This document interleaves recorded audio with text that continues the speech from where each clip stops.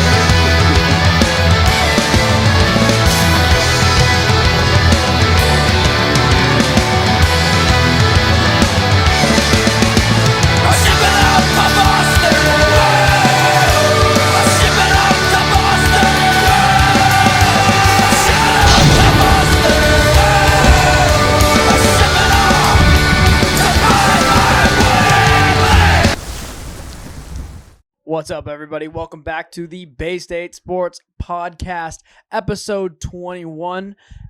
Special feature, vacation mode. Going hiking tomorrow, so you're getting a live, or not live, but you're getting a broadcast from an Airbnb. We're down here in Berlin, New Hampshire for episode 21, Mount Washington to be conquered tomorrow. Pat, it's good to see you. We have a lot to talk about. I know, it's been a while. On episode 21. Before we get into it, I mean, you can check us out on Instagram, Spotify, Apple Pod, Odyssey. Yep. Working Follow on the along. TikTok, the Twitter, all that stuff. You might email us. You might see some of our adventures tomorrow on the Instagrams. Yeah. You might see some of that on the Instagrams and the TikToks. There's some exciting stuff planned this weekend. Yep. This was one of it. We had to get episode 21 done. It's been too long. Had to do it. So here we are. We'll start with our Boston Red Sox. Yes, sir. Pat, the Red Sox are on a complete tear right now. Yeah. Straight domination. I'm pretty sure they are on a stretch of like 15-3. Yes. They've really only lost, the big games that they lost were 1 to Chicago and then 2 to Oakland. Yep. But they just swept the hottest team. They are the hottest team, but they just swept the best team in baseball, the Atlanta Braves. Yes, sir. And the thing too is that like the teams we lost to, even in those games that we did lose, I think there was like one that was just like a wow, we just got dominated game. But the other ones, we came back and we got it close. Like it was there. I think it was 2 close games and 1 like blowout. Which blowouts happen. It's the MLB. You can't win every game. You can, but with this roster, you can't. But like with this roster, we are so overperforming for what we have on this team. And it's kind of exposing a lot of the guys that are going to be like the next big players in the team. Like obviously you have Rafael Devers, you have a couple other veterans in the team, but you have guys like Duran, Cassis. They look like they're up next. There is a building core Yeah. in Fenway right now between Tristan Casas, Connor Wong, and Jarren Duran. Wong has been an Iron Man for a catcher. Mm-hmm. He has taken like 2 games off in the last month. Yes. And coming off the All-Star break, the emergence of Tristan Casas. He has been playing, dude. He's been playing like hard. Yes. Yeah. His not only on offense, which I'm going to get into a lot, on defense, it's improved tremendously. Yep. He's becoming a reliable first baseman for this team to hold down, because that was their whole problem last year. They went into it going with Bobby Dahlbeck, and he couldn't live up to that level. Yeah, he's playing on the Woo Sox right now. He's down in Worcester. After coming off the Paw Sox. Yeah. Up in Portland. Yep. The Portland Sea Dogs. Yeah, sorry. The Pentucket Paw Sox were a team before, but I think they got bought out. Same with the Lowell Spinners. Yeah. They were all part of the Sox minor league system, but right now, Tristan Casas as your reliable first baseman has been incredible in the field. The big thing, his last 15, he's hitting over 300 right now. He's hitting 360. That's crazy. It's insane. I thought it was 4 something. I think I saw something yesterday Over where his last 5, Okay. he's hitting 416. which is insane. He has 7 bombs Mhm. and double-digit RBIs. The big thing with Casas is in the clutch, Yeah. he's been unstoppable. Agreed. This team was down against Atlanta in game 2. Mhm. They were down. Raffy hits a bomb, Yep. sparks it. They were down like 2-0 or it was 3-0. Yep. And then I think it was like 5th inning. Raffy hits the bomb. And then Turner and Casas. First Turner and then Casas in the 7th. Another bomb. Puts the game away. And then Duvall signs the insurance check. Yes. Adam Baum Yep. in the back. Honestly, when it looks like this team, you have to be buyers at the deadline. Yeah, you have to be. And like, if you're looking around the league right now, like looking who's buyers and like who they're buying, it seems like a lot of teams are sellers. I mean, with the deals that the Dodgers have been getting done, I feel like every time I check the internet, the Dodgers are trading for someone or getting someone. I think Dodgers just got Joe Kelly. Yeah. Like the Dodgers have been stacking up, and I think that's kind of a blueprint for what the Red Sox should do. Yeah, you should trade not your best prospect, not your cornerstone prospects, Yeah. not Nick York, Marcelo Meyer, or maybe Cedon Rafaela. You can't really move up like Bayos of the world either. Like Those are- Bayos, Duran, Casas. You can't move up those guys. Those are cornerstone guys that Yeah. that you are going to build your core around because you're a young team. Yeah. But the prospects that you're not in love with Yeah. in Worcester, where you're like, hey, Like a Jared He Duran. could be or good. not Bobby Dahlbeck type. like a Bobby, when the value's still high, Yeah. you know, that's a player that you could trade for an arm that you need. Because yeah, you're gonna get Houck back. Yeah, you're gonna get Whitlock back. Yeah, you're gonna get Sale back. But Chris Sale, you never know. Yeah, I mean that guy falls off his bike and is out for a year. And then Houck is really good. He's a good pitcher. I want Yeah. him in that starting. Whitlock, I want him in the pen. Yeah, I agree. I want Whitlock in the pen. It's nothing against him. It's He's a like- great pitcher. Some pitchers thrive in the pen. Like Pavetta. Look at Pavetta. Yep. Look at Pavetta. As soon as he went to the pen, his ERA dropped. Yeah. It dropped down to like 167, and He's like saving games from the pen. he's a two pitch pitcher. Yeah. A lot like Whitlock. Yeah. And coming out of the pen for that, guys, when you face the lineup the second or third time through, Mhm. they can't adjust as quick because you're all of a sudden coming out of the pen rather than being the starter that they're prepping for. Yeah. You know? Yeah. So some pitchers really thrive in the pen, and I think Whitlock, he was lights out in the pen, and I think he would still be really good, Yeah, I agree. and it would keep him healthy. Bring in an arm. Yeah, if you bring in like like not just any arm, not like another pen arm, like you need a starter. You need a starter. Yeah. And like I don't know really who's on the market, and it kind of depends if you're Chaim Bloom and you're going, you know what? We got our guy Yoshida who's friends with Ohtani, and if that's your route to go with Ohtani, I mean, you still need some insurance for this year to make it to the playoffs and hopefully beyond. I mean, we're in the best division in baseball, so I genuinely think anyone in our division can win. You know? Like we're in the end, but we're also only like a couple games out of the wild card. Yeah. You're 2 games back of the Stros, who just upgraded. Yeah. They just bought, I think, a catcher or something. Yeah. And Is basically, Vasquez available then? you're not gonna. I know, right? Vaz. Minnesota's not getting rid of him. Oh, he's on Minnesota now? Yeah, now he's on Minnesota. Oh, I didn't know And that. Okay. Minnesota's buying. Yeah. But you're not getting Ohtani. Number one, this year. you can't trade for him. No. He's a rental. Yeah. If you give up all your prospects for 2 months of Ohtani, It would just be foolish. it would be foolish. Yeah. Because he could walk out the door and you lost everything for 2 months. Agreed. If you won the World Series, could be worth it. Yeah, it could be, but I don't think it was a team to really. If you went on a miracle run with Shohei Ohtani and won the World Series and then re-signed him, It could work, but that's I best think- case. I think that's And best then case. Mid case, he leaves. Yeah. That's probably worst case.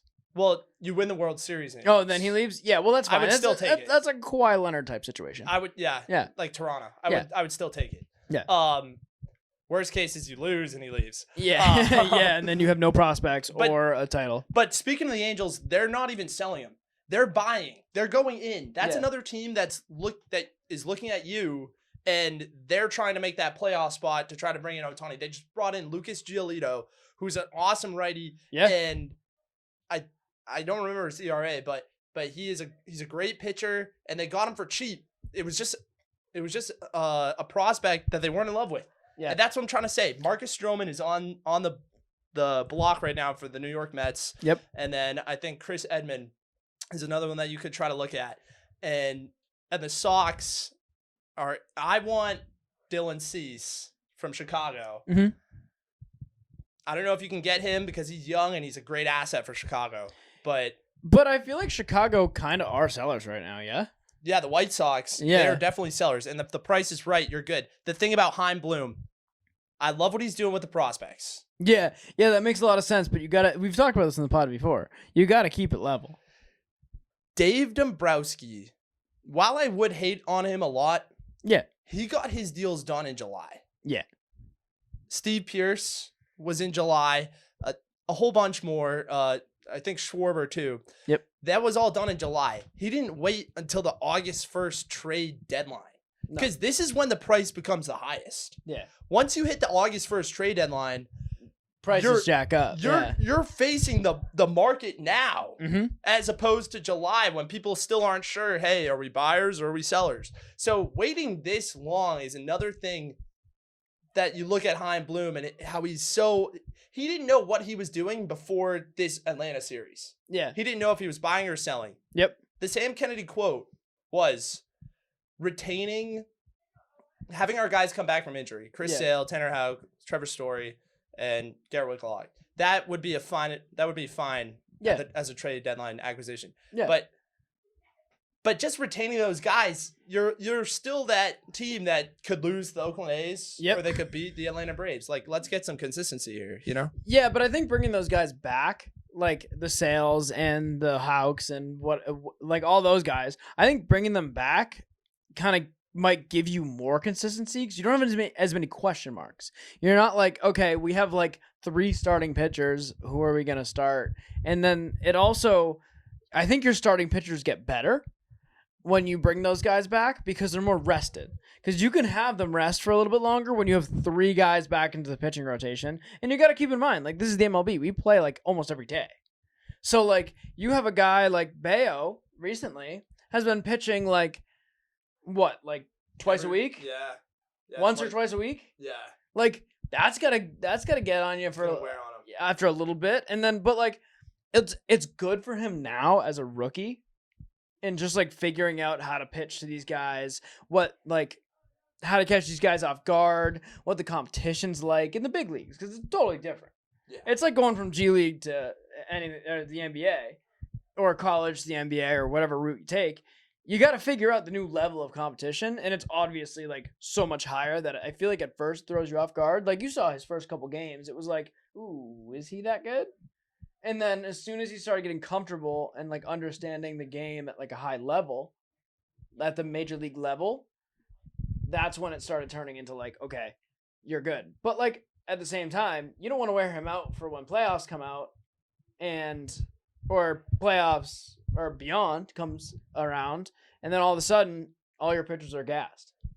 You don't want to do that either. So I think bringing those guys back is important. But I agree with you. I think we need to bring another starter in because you can't trust these other guys.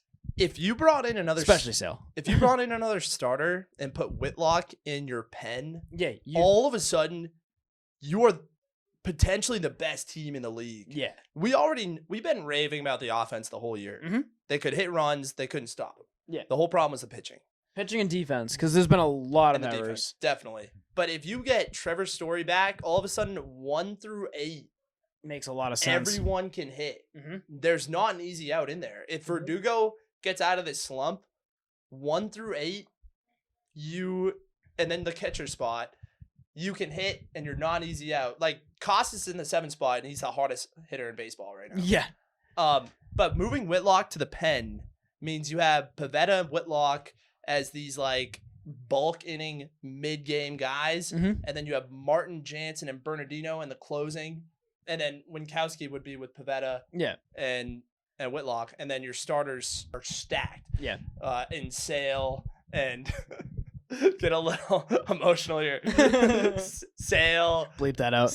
Bayo, and Sale, Bayo, Stroman if you bring him in, Yeah. and Hauk. Like you have your offense makes a lot of sense. And I think the other thing with Trevor Story coming back, where it's not just having the 1 through whatever.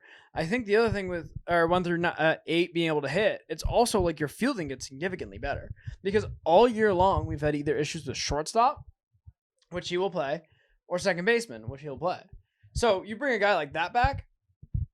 Granted, I'm sure he's not going to be fantastic as soon as he comes back. But like you bring a guy like that back, and that adds to both sides of the field and kind of takes away a lot of the errors we're having in the second base area. Yeah. Yu Chang has been solid with the glove, but he's been a hole in the box. Yeah. So all of a sudden, your shortstop is a legit hitter. He just hit another bomb down in Portland. Yep. I think he's going up to Worcester soon. And Do we have a timeline on when he comes back?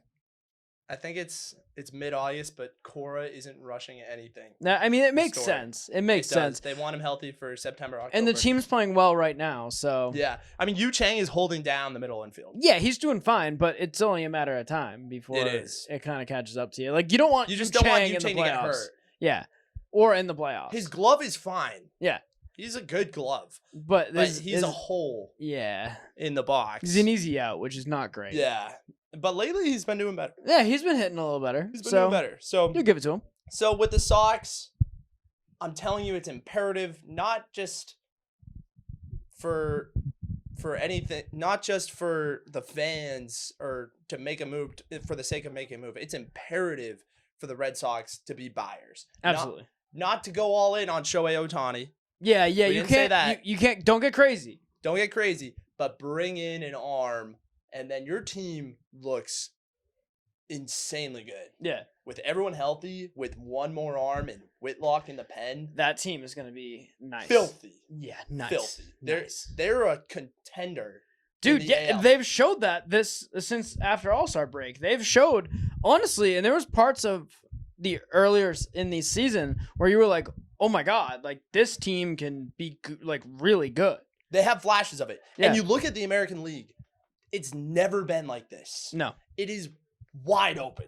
it's wide open and everyone's really good. Like it's not wide open because everyone's bad. It's wide open because everyone's really good. Yeah. Well, Tampa fell off a cliff. Yeah, They lost like 15 out of 17 games. that's so bad. In You July. you can't do that right early in the season. Yeah, you can do that. Right now, you cannot do that. Meanwhile, Tristan Costas is becoming the greatest 7th hitter He's becoming the in greatest. history. He's becoming the greatest hitter in baseball And the- at the moment, And the most which is important crazy to say as a prospect- rookie. Yeah. The most important prospect for this team. Yeah. Tristan Costas is taking over. Yep. And the Boston Red Sox are in a wide open American League. Yeah. You beat the Rangers 2-1. You won that series. Mhm. You are right there with Houston. Houston doesn't know what they're doing right now. Tampa, they're falling off a cliff. Baltimore is leading the AL East. Mhm. And Baltimore's young. Yeah. They're young. I do not trust Baltimore in the playoffs. That has Arizona Cardinals written all Yeah, over it. doesn't it? I was Flame thinking about out. it today. Yeah. Flame out. Yep. Arizona Cardinals written all over it. I don't believe in Baltimore. Or the other Baltimore team, the NFL team, Yeah, the Ravens. The Ravens. Yeah. It has that written all over it. So I'm not afraid of the Baltimore Orioles. You just swept the Atlanta Braves in spectacular fashion. And you know what that shows you too?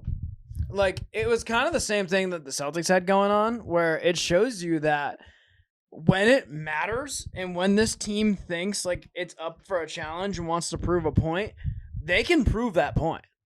They'll show up. I think it's a similar issue to the Celtics that we're having and continue to have year after year after year after year, where you just don't show up to the big games. Like, or excuse me, you don't show up to the bad games. Like, you don't show up against the Rockets. You don't show up against, who's bad in baseball right now. The Athletics. Yeah. You don't show up against the Athletics. You don't show up against those guys. Like, that's how you know, like, maybe we should, like, that we can do it in the playoffs because we'll show up to the games. Yeah, I mean, that was a critical stretch against the Braves. Yeah. You just lost 2 out of 3 to the worst team in baseball. You were like a week out of the trade deadline. You have to prove to the front office and to the fans that you should be buyers going in. And they go up against the Atlanta Braves. They crush them in game 1. And it was like domination. Absolute domination in game 1. And 2, wasn't it? Well, game 2, they faced Spencer Strider, who's supposedly the best pitcher in the league right now. Cy Young favorite with Shohei. Made him look stupid. And second time through the lineup, they were down 3-0. Second and third time through the lineup, they destroyed him. They destroyed him. And I think a lot of that is the intangibles from Justin Turner. Yeah, I think having Justin Turner on this team is huge. A little worried about him re-signing where we lost Kike, who drafted him. Yep. But hopefully he loves this team and wants to see the win. I think he loves the city. I think he does too. And I think he understands that Kike just wasn't the fit here. Yeah. I mean, he's been around the league forever, so he kind of gets it. But still, like, he's friends with the guy, looking for a place to go. But also, you don't sign to a team because you're friends with the guy. I mean, if that was the case, well, I mean, you have the Brooklyn Nets, but that didn't work out. Yeah. So it doesn't work like that. But at the same time, like, he's been great for this team. Justin Turner has been what this team needs because we're such a young team, and he's a guy who's been around the block for a while and knows how to get guys into positions where they can win and kind of teach the younger guys the unwritten rules of baseball per se. Yeah. Well, Pat, we are 2 days from the critical August 1st trade deadline. The Sox potentially are in the running for a shortstop from St. Louis. We'll see. I don't know if that's the move. They need an arm. They have Story coming back. They have Chang here. I don't know how I feel about going for another short, but hey, we'll see. We'll see what happens going into the August 1st trade deadline. I think we can move on to our Boston Bruins. Before we move on, if you want to hear more Red Sox content, you want to hear this guy talk about Red Sox, look at the weekend editions of Bastards of Baseball. Bastards of Boston Baseball. That's what it is. So yeah, if you want more of that, look at him. Yep, I'll be there with my buddy Nick Face on the weekends covering the recaps for the Boston Red Sox. But now the Bruins. We'll get into the Bears, the Boston Bears. Yep. So with the Bruins, there's a lot to talk about since Bruins Watch, which was episode 20. A lot went down. Yep. They're blowing it up. Yeah, they just were like, well, we didn't win, so let's figure it out. They did not listen to us. They're going with a different route. Yeah. They're building around the dual goalie setup. Interesting. They're keeping Olmark. Yeah. And they're going to keep Swayman. Swayman's on a restricted free agent. So but they just pay him that $5 million that's underneath. But they gave up Taylor Hall in a salary dump. They brought I still don't understand that move. They brought in 2 defensemen. Yep. And then they lost Bertuzzi in free agency. Yeah, I don't understand that move. Which is crazy to me because everyone and their mother was telling you the reason why they dumped Taylor Hall, he's older and he's a superstar. But the reason why they salary dumped him was to pay Tyler Bertuzzi. Yeah, and Bertuzzi said, see ya. Which doesn't make any sense because money talks. Tyler Bertuzzi just signed with your rival, the Toronto Maple Leafs. Yeah, it's bad. Unbelievable for the Boston Bruins. Yep. They lose Bertuzzi. They lose Taylor Hall, and then if it couldn't get any worse, Bergeron Retires. retires. It's falling apart right now. Yeah. In the it's Garden. It's not good. You just lost, and it was bound to happen. The whole reason they went on that run was for Bergeron. Oh, of course, yeah. It was for Bergeron. You knew it was going to happen, but you were just hoping. Do we get one more? You were hoping and praying because now I think Krejci's gone too. I think Krejci's gone too. I'm not confirming it, but I think he could be gone too. There's no reports of this, but it feels like it, doesn't it? It feels like Krejci's gone too. So you lost the greatest two-way center of all time. Yep. In Patrice Bergeron. Yep. You lost the Mount Rushmore center. Yep. In Bergeron. And then you lost Tyler Bertuzzi, who was an electric scorer. And playing fantastic for the Boston Bruins. And he's a young asset that Yep. they traded for with their picks at the deadline. And you did all this after dumping Taylor Hall in its salary dump. So now you're left with your hands tied. Your hands are tied. It looks like they're building around defense. I mean, you still have McAvoy. I don't hate building around defense for this team though. I don't either. But Because I think we were scoring a lot of goals, but we were also getting a lot of goals scored on us. I know, and they had two electric goalies that Mhm. were awesome. And you McAvoy's a great defender. You got to keep him locked up. Grizzlick's another really great one. Mhm. Lindholm. These are all great defenders that you're holding on to. They're building up that defense, but it looks like a lack of playmaking now. Yeah. On the offensive Yeah. side with your forwards. Your wing depth is falling, and it looks like you're putting all your eggs in the David Pastrnak basket. I mean, I don't blame them because he did score more goals than 61 goals. the most goals scored by any player in the regular season, correct? Is that it? This year. This year? Yeah. But still, unbelievable player. He has the talent. Didn't show up during the playoffs. He So did what? not. I mean, Kachuk had his number. that's like having Jason Tatum trading Jaylen Brown, and then having Jason Tatum just be like, "Oh, you're really good. Figure it out by yourself." You can't do that. We're gonna put some really good defenders behind you, but you score all the baskets. Like that's not how that works. Defenses had to worry about Taylor Hall, Tyler Bertuzzi, and David Pastrnak, and Yeah. Patrice Bergeron, Yeah. and Brad Marchand, Yep. and David Krejci. They had to worry about all these weapons Everybody could score. that the Bruins had. Well, Everyone could score yeah. and pass and play make and all this stuff, and rebound and then shoot again and all this wild stuff. But now they're really looking thin Mm-hmm. on the offensive side. Mm-hmm. They have a lot of great defensemen, I'd say. I Oh, love what they 100%. have on defense. I love the goal. I mean, personally, I would trade Olmark Stelhigh and hold on to Bertuzzi Agreed. and build your cap around playmaking for Yeah. Pastrnak. Or just even balanced play. Just balanced play. But Yeah. now they're like really intense on defense going into this season. And maybe that's what this team needs, Yeah, it might. you know, Because at least you can get guys and build guys into those roles. So, yeah, sure, maybe you're not as exciting of a team, nor are you. you lost your superstars. Yeah, but like at the same time, like let's be real here. And this is coming from a guy who's like not like the biggest Bruins fan in the world. I watch them, I try to keep up with them, but I'm not the biggest Bruins fan in the world. So I understand the attachment. But at the same time, you gotta let him go. This is like letting Jacoby Ellsbury retire. Yeah, Like- definitely. Like Tom Brady leaving for Tampa. Yeah. Like, yeah, it was terrible at the time, but at the end of the day, like you have to do these things to let your team progress. Like it's gonna happen with Al Horford too. Yeah. Al Horford's gonna retire, and we're gonna be like, God damn it, now we don't have that other swing center that's there.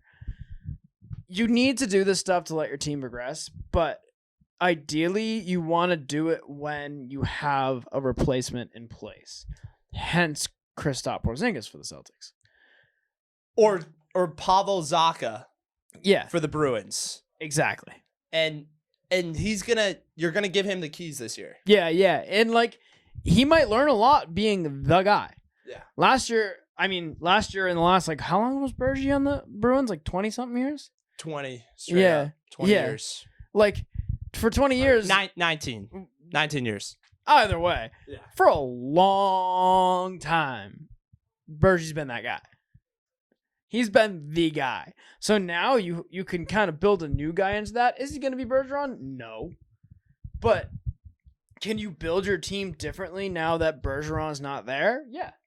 And Pavel Zacha has studied Bergeron. He's been below Bergeron his whole NHL career. He's modeled his game after Patrice Bergeron. So who better to help you model your game than the guy you're modeling the game after? Like, not a lot of people in any sport get to do that. I don't think any forward or center could come closer to Patrice Bergeron than Pavel Zacha. Which is so huge. So if you're going to have a replacement as a center that's a two-way center that's playing aggressive defense and playmaking and scoring, if there is ever a world where Patrice Bergeron retires, which is this year, Pavel Zacha would be that guy. The perfect guy to fill in. And take the next step. Agreed. So the Bruins, we'll have to see how We're still on Bruins watch. I don't think they're done yet. Bruins watch isn't over yet. No, yeah, they're still going. It's definitely I hope. very frustrating to see your superstars walk out the door or be traded in salary dumps. But very frustrating. But they need something different. That was an implosion. Yeah, that was bad. Against I don't think it was an intentional Florida implosion Panthers. either. No, it wasn't. They just. Oh, sorry. I thought we were talking about the people leaving. Against the Panthers, that was an implosion. Against the Panthers, a straight implosion. Yeah, straight up. Once they felt adversity for the first time They crumbled. all year, they crumbled. So that's what the regular season's all about. It's about growing through adversity and preparing for the playoffs. So it might be better for them to not be the best team in A NHL regular history. season showstopper. Yeah. Because that only counts for so much. Yeah, I mean, it's a cool title to have. It's cool. But, I'd rather have the Stanley Cup. Without a doubt. You know? Without a doubt. This is Boston. We win Yeah. chips here. It's not about the regular season. We don't care about the regular season. Yeah. It's all about winning a title. Yeah. When the Patriots hung their banner for their undefeated season, everyone booed it so much in Gillette Stadium that they took it down. Yeah. Well, they didn't accept their NFC title. Remember the last year? Or no, not last year. The AFC Championship banner? Yeah, we got the AFC Championship. It was before the Rams. It was a while Right. ago. Yeah. And Bill was just like, no. Yeah, we don't. He didn't want to touch it. Yeah, we don't hang that stuff here. Why does that feel like yesterday? God, time flies. I know, time really does fly. I mean, we can get into our Patriots next. Yeah, you were at training camp. Give us a rundown. I was just at the training camp. So what I saw really was the thing that I really zoned in on was Demario Douglas, who looks like he could be the fifth receiver in that room. Really? Yeah, which is wild to say. It is kind of wild to say because he was undrafted, right? Or did we get him in one of the last rounds? He 7th? Yeah, he was a think he was late 7th. pick. I know boot, and it wasn't even this draft. It was a year ago or 2 years ago. But Demario Douglas really kind of, I mean, it's all in shorts. It's before the pads are even on, so we have to wait and see. And there's no running backs either in these practices that I was watching. But Demario Douglas was really showing off as a guy that could beat his man and then catch it. Boutte, who honestly I really hope succeeds. That's what I was thinking about. Okay. Kayshawn. Yeah. Yep. I really hope he succeeds because he was a projected first round pick, could have been the best receiver in the draft. Which talent wise. How did he look? Coming from was he LSU. at camp? He was at camp Did he look good? and he could beat his man, but he would drop it. Really? Always. Really? He always drops it. That's it a feels bummer. like a lack of focus, and It might just I be just nerves. pray he doesn't get cut. Because he hasn't played in a while, right? Coming out of LSU, he was the number one. He might be a practice squad guy. I don't think we'll cut him. I think he might be a practice squad He guy. might just be practice squad. But because we have a lot of receivers in that room right now. You do, and Devontae Parker is solidifying himself as the number one receiver in the room. Yeah, as he should have. But now that he has a guy who can actually throw him the ball. Devontae Parker is going to be your guy, your deep threat that tries to beat his man. Yep. And then You have Juju Smith-Schuster as your slot guy. I got to watch him play. He was very much so embracing that slot role too, right? Juju is becoming a beast. Yeah, like I mean the thing is like, yeah, sure, Andy Reid's a really good coach too, but Bill Belichick is a better coach than Andy Reid is. Yeah. And Bill Belichick is the best of every type of coach. You have your players coaches, you have your like X's and O's coaches, you have your defensive-minded coaches, you have your offensive-minded coaches. Granted, Bill leans more towards the defensive side, but he knows the offense. He had Tom Brady on his team for a million years. Of course he knows offense. I think he's going to get the most out of Juju that anyone has because Bill understands players' strengths, as you've seen throughout the years. Like, you've seen the Edelman. The guy was a quarterback in college, and Bill was like, no, you're a receiver now. Gronk, look how he used him. Tom Brady. Imagine if Tom Brady was on, like, the Jags. Yeah, you'd never see him. He would never be who he is today. I think it's because he was with Bill Belichick is part of the reason why he is today. Obviously, it's also him putting in the work, whatever else. But I think with a lot of these guys, I mean, you've seen it with our running back group, Ramondre. He wasn't an early round pick. I mean, he was, but like he wasn't like anyone was freaking out about Ramondre Stevenson. Now he's a top 5 back in the league. Yeah. At least. Could be top 3. You see it with him. Most of our corners at one point, I think at one point, all of our corners were undrafted free agents. Yeah. And Bill was like, I like you, you're a corner. And then they're like the best corners in the league. You've seen it with, who's the guy who went to the Chargers? Corner. Last year. He went to the Chargers last year? No, went to the Chargers, got injured. What was our best corner? After Gilmore left. It's not Gilmore. No, after Gilmore left. Was he another Jones? Anyway, it'll come back to me. But he gets the best out of all these guys, and I think he draws up plays and thinks of plays based off of the guys he has around him. I think Joe Judge being around is huge. I think having Joe Judge in the area is massive because Hunter Henry already came out and said it's nice to have a guy who's been around the block. He knows offense. He's been an offensive coordinator before. I was like, wow, just call out Matt Patricia like that on national TV, but okay. He's like, we've seen these guys that have like this guy. He's been coaching the best tight ends in the league. He knows his way around the room, so it's great to have him around. And so, like, I think with your offensive coaching being so much better, or to the Patriot way, we haven't seen the Patriot way in a couple of years now. Yeah.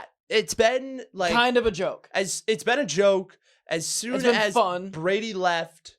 Yeah, it fell apart. The Patriot way fell apart. Yeah. People lost respect for the coach, yeah, who is the greatest mind of all time in the game. Yeah, ever. And people lose respect. People believe that Belichick is senile. If you got rid of Brandon Staley over in LA and you put Bill Belichick on that team with Justin Herbert and these awesome weapons, that team would be undefeated. That team would be destructive. They would take down the Chiefs. They'd take down the Raiders, the Broncos, all those guys. They'd crush the AFC West. They'd crush the AFC. If you put Bill Belichick's mind on a team like that, they'd be unstoppable. Now, you look at the Patriots, they're 31st in spending. Yeah. Drives me crazy. It does drive me crazy, but at the same time, are you planning on signing someone good? Well, like, who are you signing? Like, in my opinion, the deadline's not here yet. No. So if you can beef up that O-line with that money, like, yeah, sure. Do I want to see Orlando a receiver? Brown? Yeah. Do I want to see a receiver? Him. Yeah, absolutely. Like, that's fun. That's what I like to see. But the only way you see your receivers shine, and let's honestly, in my personal opinion, having receivers that are, coming from another team, coming on an off year, or rookies or something like that, seeing them shine and seeing Mac Jones shine, that's what excites me. Like, you got, like, literally boring with Brady. I mean, obviously, I watched every game and I loved winning. But with Brady, it was literally just like, oh, all right, well, we're down by 7 points and there's 2 minutes left. We're still winning. We're winning this game. Yeah. Like it just, we already know. I knew the outcome to every game and it got boring to a point, and then you get frustrated. Like, a couple years after Brady left, we were all being like, oh, why didn't Mac Jones win that game? He's terrible. The Patriots stink. No, this is how other football teams are. Like, so, but you have Bill Belichick still, and like I always say, it takes time. So, like, if you beef up that O-line and give Mac Jones, because Mac Jones is the quarterback. You said Bailey Zappi sucked in Bailey Zappi sucked. Yeah, he was not good. It was not good in the training camp. So we can just end the Bailey Zappi debate. I think it's time to put it to bed. I think it's time to put it to bed. It was exciting for a second. It's not exciting anymore. It was like everyone was like, "It's the Brady story." No, it's not. Bailey Zappi's not as good. Anyway, You would think when he got the taste of it last year that he would be working be his very ass driven. off. He Yeah, looked I think it's not like elite, he was but just anyway. running through the motions, and he wasn't throwing picks per se. Like Mac threw 2 picks over the last 3 days. I saw the one to Duggar, but That's Mac's, not terrible either, Mac's by the way. first. I mean, it's Kyle Duggar. Yeah, and your cornerback room is incredible. Yeah, but Mac's first read is like on the money. It's really good. What I wanted to say before about Tyquan Thornton is if he can break out into your deep threat, because he has the speed, It takes pressure off Bourne. it would take a lot of pressure off Bourne. Smith-Schuster fills his role very well to take pressure off Thornton. And Thornton becomes your deep threat where you can actually make that play. Agreed. Which it's possible that they didn't have the receivers last year to make that play. Yeah. And that's why you saw the checkdowns. I think you had the receivers, but everyone knew who those receivers were. I think now you have more options. Like, you can't double cover everybody. But was Thornton ready? No. I don't think so. No, it's his rookie year. Yeah. You can't expect a guy to come out of college and be immediately good. Like that, I mean, unless they're like It's like one in a mil. Like unless they're like the Justin Jefferson or types, Jamar Chase. Jamar Chase. like breakout who's superstar rookie year. Who's the guy in the Steelers? Yeah, Not- Pickett. Is it Pickett? No, Pickett's the quarterback. Pickens. But it's Pickens, Kenny Pickens. No. Those type of guys. Is it Kenny Pickens? It's Kenny Pickett Oh, and then like George Pickens. Really, Steelers? Yeah, like, you know how much more challenging this makes podcasts when you do stuff like that. But no, yeah, I mean, I think I think the Patriots have a chance. We have a lot of really good competition in our division now. Definitely. Aaron Rodgers and the Jets, which I still think is going to be a terrible team, but make fun of me if it isn't. the Finns have awesome weapons. Waddle and Hill Waddle and Hill, and then their cornerback room. I know. just took a hit. Guess- Ramsey. Yeah, but guess who they just signed today? Who's that? Eli Apple. I did see that. Yeah, they brought in the veteran CB, Eli Apple, Who's a and, very good cornerback. and Apple's So, really good. He was awesome for the. Are you kidding for the me, Bengals. Miami? Like, we were just excited. I mean, obviously, like, I'm never excited about an injury. Like, I want the Patriots to beat them full strength, but at the same time, like, I want to win. So, Definitely. like, it's nice to have everyone gone. But Yeah. you'd never want to see it, but it's nice. Anyway, but yeah, no, I mean, you have the Bills. Who are the Bills? I don't think the Bills are going to be as good as they were last year. I think they have a lot of issues in that team. I think the Bills are in the running, not for Cook, but it could be the guy we are in the running for, Zeke. They could be trying to get Zeke. And they kind of Cook's still out there. Like, I don't know how or why he's Cook, still in yeah, there. it hasn't been picked up yet. I but think it's just because he he's wants getting- a bag and He's getting doesn't- worked out yeah. by the Jets, I think, Monday, and then the Patriots later this week. Okay. I think the Jets get him at the end of the day. Yeah. I don't think we get him. I He- mean, if we didn't pay he- Hopkins, we're he- not paying Hook. He likes the Jets too. He does like the Jets. And like, If we didn't pay Hopkins, we weren't going to pay Hook. no. I mean, Cook.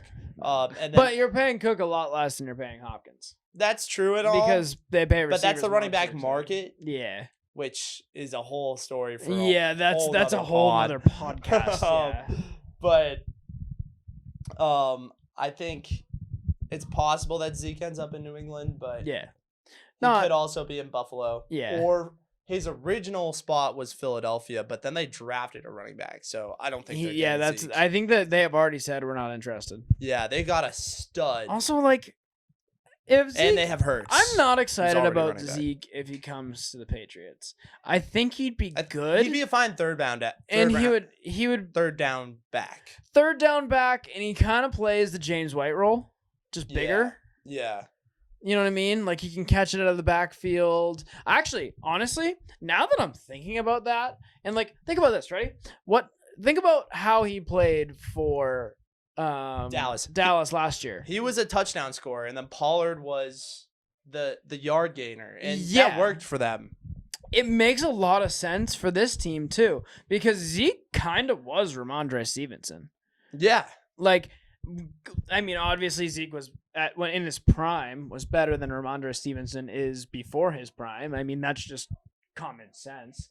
But It's possible that even in his prime, It Zeke would- was better than Andre in his prime. I'm always an advocate of having someone on your team who can coach someone else on the team. I don't know if Zeke really has the ability to coach. I don't know enough about him. I imagine he does, being on the Cowboys for so long and how Tony Pollard has progressed. I'm sure Zeke's taught him a thing or two because they were essentially the same player. Yeah.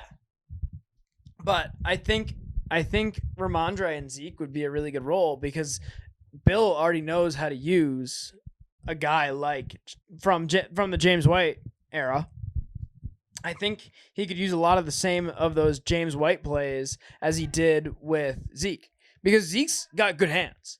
Yeah. Like, he can catch the ball and he can run. And Zeke's not what he used to be, but he's still got a little bit of Zeke left. You know what I mean? He's got a little bit of that Zeke magic left where he can just barrel through a guy or stay on his feet. And, like, his IQ is still there. Yeah, definitely. So I don't hate it, but I would like to see something better. And if we get Zeke, I don't think we should pay him a boatload of money because he's already made his money. I don't think he's going to be looking for a boatload of money, but he might. See, the thing that I'm worried about, because the guy that you're supposed to put your faith in right now is Kevin Harris. Yeah. Behind Ramondre as your running back too. Yeah. But the fact that they're working out Cook and now they're working out Zeke. Well, isn't Kevin Harris like a 3-position player? Like, yeah. he plays everything, so I think it's okay. But I think that's fine. But he is that RB that you should try to build around. Yeah, but then you can't as the have him running back on too. on defense or special teams. I'd rather have him on special teams and defense and then pull him in for a play or two. I'd rather him be the running back 3 and have Zeke be the running back 2. I still don't think we should have gotten rid of Robinson. I don't know what that was about. Didn't he? Is that the one that he failed his physical? Oh, Yeah. it was. That he failed his physical, so they didn't want to put him on the cap for dead cap.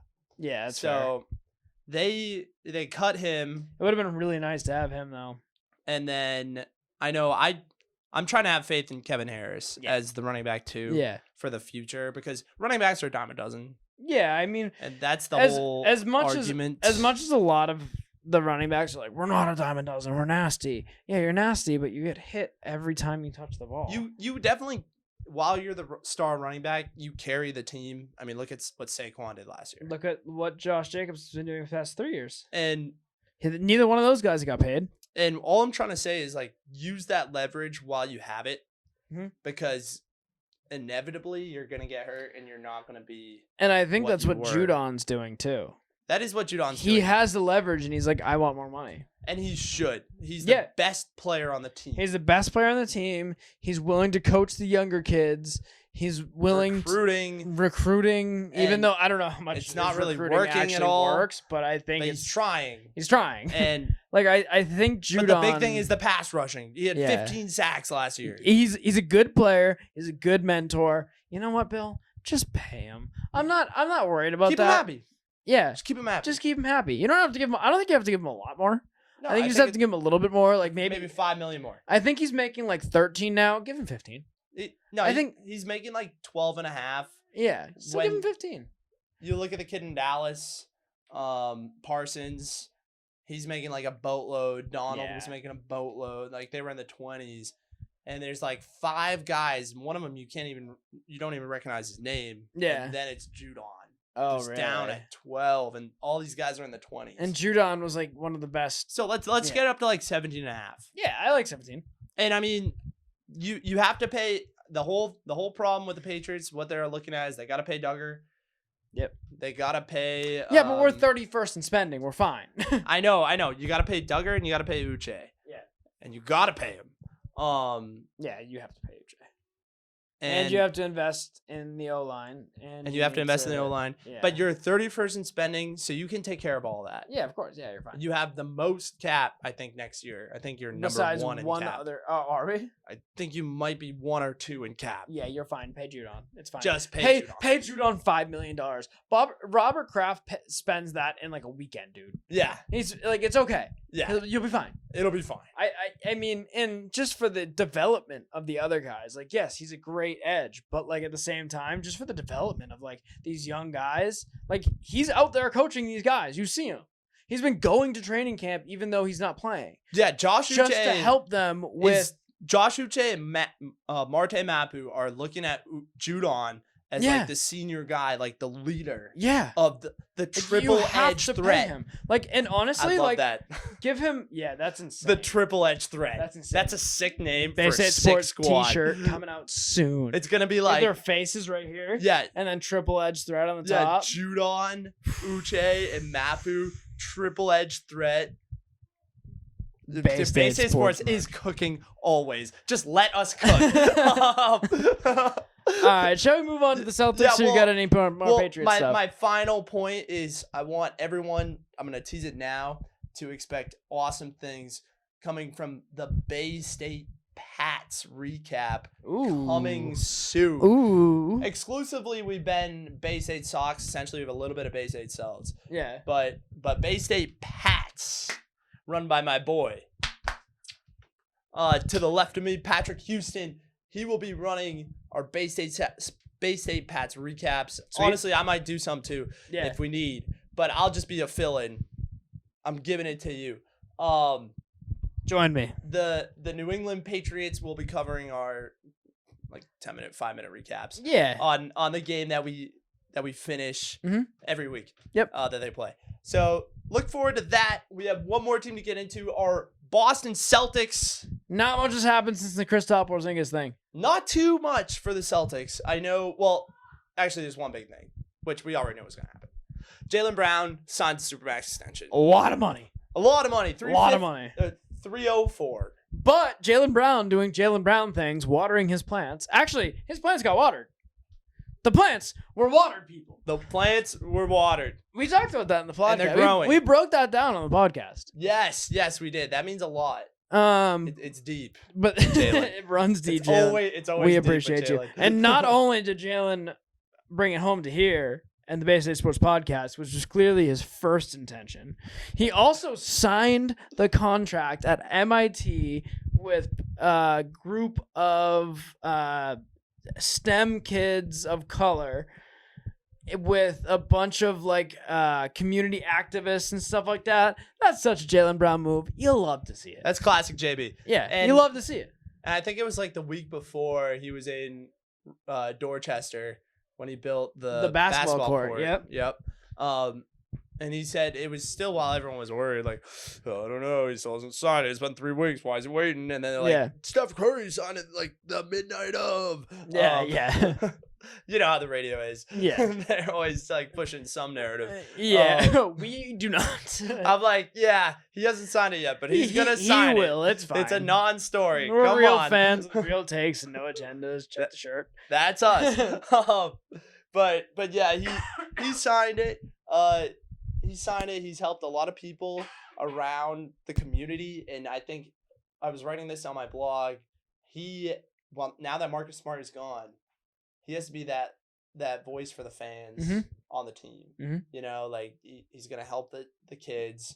He's gonna help the people, and he seems like he's really invested in that. Yeah, and especially now that he got his bag, he's gonna be here for a while. Yeah, he's gonna be here for a while. So you have to build around those the two kids, Jalen and Jason. They're not kids anymore. Oh, that was cool. Yeah. Guys, that was not planned. Not at all. But yeah, that's your core going forward. So you have that big three of Jason Tatum and Jaylen Brown. Yep. And I think you're going to win the championship this year. I'm calling it now. You're going to go into camp with that big three. I don't know if they're done yet. I assume they probably are. Yeah. The big thing, I think they can make like one or two more moves. I don't think they're going to be massive, but we have the cap space to make a couple more moves. So we'll see what happens. Yeah. What you really want to see happen Is another big or another. We're good on bigs, honestly. You're solid on We've bigs. been saying get another big for like years, And they got him. and they finally did. They got him. They got it my only- guy. It only took 2 almost making it to the finals. Actually, no, 6. 6 almost making it to the finals. 1 making it to the finals and losing experiences to finally get the guy. Finally bring in the big threat that Can shoot. can shoot, Can dribble. handle, and can dunk. He spaces the floor. He's a defender. He was a walking 23 points last year, And he's a third man on the team. and he's a number 3 option, so the pressure's a lot lower on this kid. Derek White is going to have a season this year. He is. I'm And just going to break into that. I think Derek White has the potential to really show the entire world. And this is coming from a guy with not much hair. He finally shaved his head. he did. He is a bald Derek White now. Good for you, Derek White. Proud of you, buddy. Continue on. Yeah, he finally gave up on the wild hair he was running. That one came from the heart. It did. But yeah, with D White, you want to see what happens from him, definitely. And then my big thing that I want to see is Jordan Walsh. Yeah. I want to see if he can develop to be on that roster. Mm-hmm. My big thing with Jordan Walsh is I think a lot of people are looking at him like, oh, he's a point guard. Yeah, and he had a great summer also league. a defender and had a great summer league. You know who else had a good summer league? Peyton Pritchard a couple years ago. Like, I wouldn't get too excited about Jordan Walsh right now. I think It takes time. We've done 21 of these episodes, haven't we? I think I've said that on like almost every episode. At least once. Yes. But no, I think with Jordan Walsh, like, I think a lot of people at the end of the season are going to be like, why aren't we seeing Jordan Walsh? He deserves to be on the court. Jordan Walsh is not ready to be on the court. I mean, he is. I think he can play what Pritchard's minutes were last year. I think Pritchard is going to be filling in for, like, Brogdon minutes. You'll probably see Pritchard for, like, 10 to 20 minutes a game if someone's injured. I think 10 to 15 is a more reasonable thing because I think Pritchard's good. I think you'll see Jordan Walsh as a DNP for a lot of games and like probably play anywhere between 5 and 10 minutes considering injuries and everything else. Just because he came out of the draft with an unconfident shot. He came out of the draft as kind of a rough player. And I don't think you can send him to like Euro like you do with Yam Madar, or I don't even know how to say the other guy's name, but he's playing for France. I think that's more of a development thing. I don't think you're going to see either one of those guys. Maybe Yam Madar. I think Yam Madar would be pretty good for this team because he's kind of like a hustler defense guy, and he's been learning a lot of like the threes and whatever else. But I think with the Celtics, you're going to see a lot of Derek White. And I think you're going to see a lot more out of Rob Williams. Yeah. He's been in the gym, getting up the long shots. Yeah. And this is his first full off season where he's not injured or having That's surgery. huge. Yeah, that's huge. I think this is going to be a massive leap for Rob I'm Williams this excited year. to see if he develops post game. I think he does. Like a block game.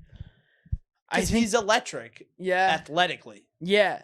It's just game sense. Yeah. And just overall IQ. It hasn't there. It's there on the defensive side. Definitely on defense, but But on with offense, the offensive, it's a handoff. learning experience. It's always a handoff, Yeah. or he's just jumping over people. But the videos they've been posting Yeah, no, is it him looks shooting threes, him and- shooting. and I don't need threes out of Rob Williams. What I need out of Rob Williams is a long 2, yeah, like a mid-range 2. definitely. That would open up the floor for him so much because he gets into the paint and everyone's like triple him. Yeah. Because they know he can jump over anyone. So if he's right outside the paint and pulls up for a shot, he can either get the 2 there or get the 2 at the rim. Yeah, and my last point on our Celtics is that just take another look at the media. Yeah. I'm telling you right now, Chris Mannix doesn't believe in this team. Chris Mannix has never believed in this team. And yeah, he's a Marcus Smart guy, and we all are. We love Marcus Smart. Yeah, you know me. I'm the biggest Marcus Smart guy out there. But there's no denying that this team just upgraded. Yeah. Your front end talent is insane, and you still have the 6th man of the year coming off the bench, Mm-hmm. and you still have decent guard depth. I'd say if Pritchard takes a step, and I don't even think you lost defense with losing Marcus Smart. I don't think. I think you lost perimeter defense, but But I don't now that think Jalen has that bag, he has to step up. I don't think we lost that much because of what you're saying. And our perimeter defense was already okay, but we were helping too much on the inside because we didn't have that extra big who can block shots. We had Rob Williams, and that's it. So now you're putting more Jaylen Brown. You gave him the bag. Mm-hmm. He has to do it. Yep. He has to be that perimeter defender with Yep. Derek White and JT. Jason Tatum JT's a great perimeter defender is a great because he's perimeter big. defender. He's big and he can move. guard 1 through 5. This guy is so good, and people sleep on how good his defense is. They know he has an offensive bag, Mm-hmm. but his defense is phenomenal. Mannix has this team below the Sixers. He has Bucks, Sixers, Celtics. Mannix, you're a moron. And we're here to tell him that now Yeah. because I want him to buckle up on this upcoming 2024 season. This team is much better. Yeah. They might not be lights out, beautiful 3-point spacing Like they were throughout last the regular year. Yeah. season like the Bruins and the Celtics were last season. But in the playoffs, when you can rely on that front end talent, Yeah, and that's these guys massive. hit big shots when they have to hit big shots. Yeah, That's why you have KP here. agreed. That's why he's here, is to win the playoffs. It's not to have the best record in the regular season. Yeah, agreed. And like that's I mean, like we said earlier in the podcast, you need to get that title. I don't care about winning the division. I don't care about anything. I care about the NBA title. And I think that's a good opportunity to get it there this year. I think we can get there. My last thing, it's all about 18. All about 18.